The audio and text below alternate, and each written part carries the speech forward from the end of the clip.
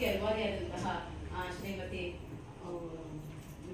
Geetha madam ಅವರು ಕೂಡ ಬರ್ತಾ ಇದ್ದಾರೆ. ಅವರಿಗೂ ಕೂಡ ನಮ್ಮೆಲ್ಲರಿದ್ದೇನೆ.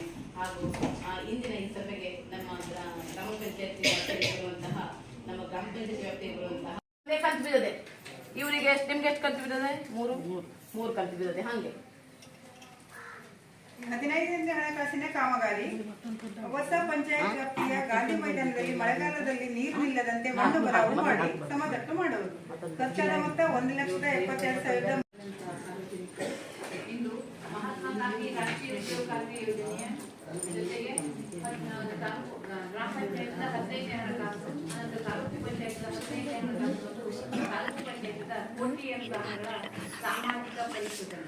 ಅಂದ್ರೆ ಈ ಹಿಂದೆ ತಮ್ಮೆಲ್ಲ 21-22ರಲ್ಲಿ ಅವರ್ಸ ಪಂಚಾಯತ್ ಸರ್ಕಾರಿ ಹಿರಿಯ ಪ್ರಾಥಮಿಕ ಹೆಣ್ಣು ಮಕ್ಕಳ ಶಾಲೆಯ ಕೊಠಡಿ ದುರಸ್ತಿ ಮಾಡಿದ್ದು ಖರ್ಚಾದ ಮೊತ್ತ 2 ಲಕ್ಷ.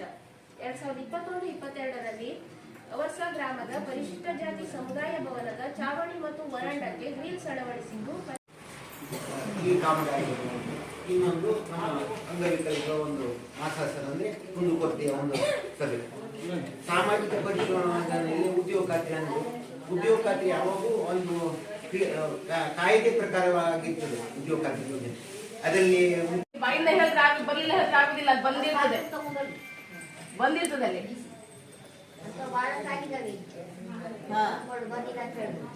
ಹೊಸ ಗಿರೀಶ್ ಕೃಷ್ಣಾಚಿನಿಯವರ ಜಮೀನಿನಲ್ಲಿ ದನದ ಕೊಟ್ಟಿಗೆ 2,443. ಅಕ್ಷಯ ಪ್ರಮೋದ್ ಕುಂಡೇಕರ್ ಇವರ ದನದ ಕೊಟ್ಟಿಗೆ 4,886.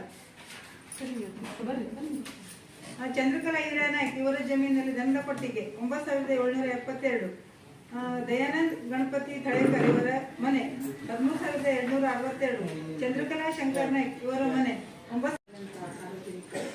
ಇಂದು ಮಹಾತ್ಮ ಗಾಂಧಿ ರಾಷ್ಟ್ರೀಯ ಉದ್ಯೋಗಾದಿ ಯೋಜನೆಯ ಜೊತೆಗೆ ಗ್ರಾಮ ಪಂಚಾಯತ್ 15ನೇ ಹಣಕಾಸು, ತಾಲೂಕು ಪಂಚಾಯತ್ 15ನೇ ಹಣಕಾಸು ಮತ್ತು ತಾಲೂಕು ಪಂಚಾಯತ್ ಕೋಟಿಯ ಗ್ರಾಮಗಳ ಸಾಮಾಜಿಕ ಪರಿಶೋಧನೆ. ಅಂದ್ರೆ ಈ ಹಿಂದೆ ತಮ್ಮೆಲ್ಲ 17/3/2025ರಂದು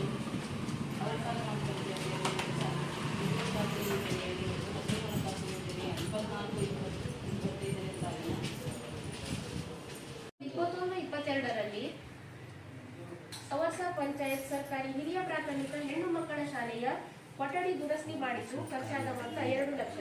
2021-22ರಲ್ಲಿ ಅವರ್ಸ ಗ್ರಾಮದ ಪರಿಶಿಷ್ಟ ಜಾತಿ ಸಮುದಾಯ ಭವನದ ಚಾವಣಿ ಮತ್ತು ವರಾಂಡಕ್ಕೆ ಗ್ರಿಲ್ಸ್